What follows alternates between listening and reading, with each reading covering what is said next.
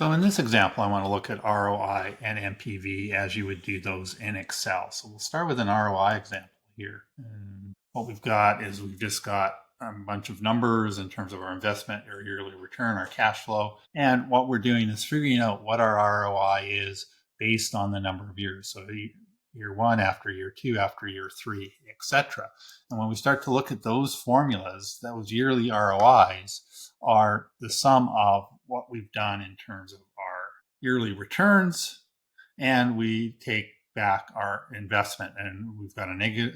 When we add that back, we divide that by a negative investment in order to get a positive or the correct sign on the number when we start to look at it. The total IRR is down at the last column here, and then we're looking here at I6, which is our yearly returns added all up together. Add our investment in, divide it by our investment, and what we find is we get a 31% ROI for after our 5 years, which is the same as we've got here in our 5 years. The other thing we've done in this little example is we've calculated IRR, NPV, and a multiple. And when we open those up, I'm using XIRR and XNPV here because we've got actual dates. That takes into account the actual number of dates in each year. So it gives us a little bit more accurate IRR and NPV. Typically, it's not much different than just the IRR and NPV, but it's done a little bit differently. XIRR is all of our cash flows, including our negative cash flow at the beginning, and our dates are selected.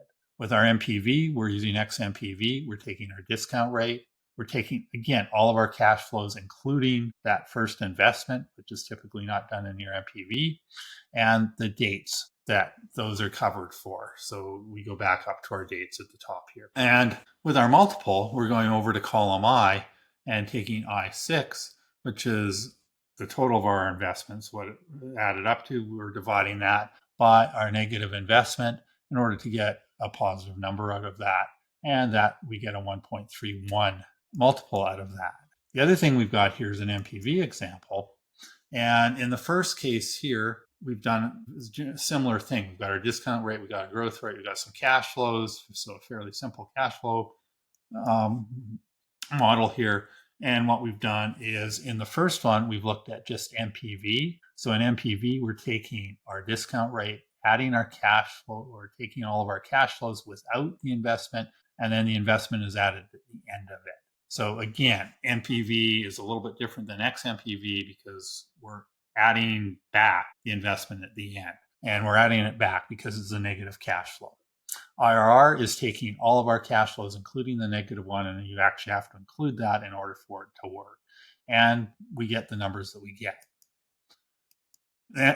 In the example with the XNPV, we're doing the exact same thing as we had done before. Discount rate for our XNPV, all of our cash flows, including that negative cash flow, and then the range of dates that we've got. And again, the X part of it includes a calculation where it's taking the actual number of dates rather than just an average number of dates over a period of time.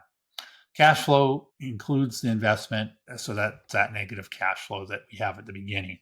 IRR is exactly the same as we did before.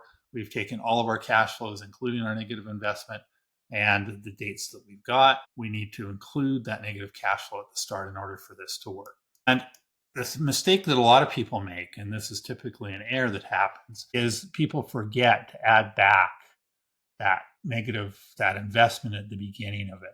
NPV is actually not calculating net present value. What it's calculating is the present value where we've got different numbers going into the cash flow, right? So it's the present value of those cash flows. It's when we take and take out that investment from the NPV formula that we get the actual net present value associated with it.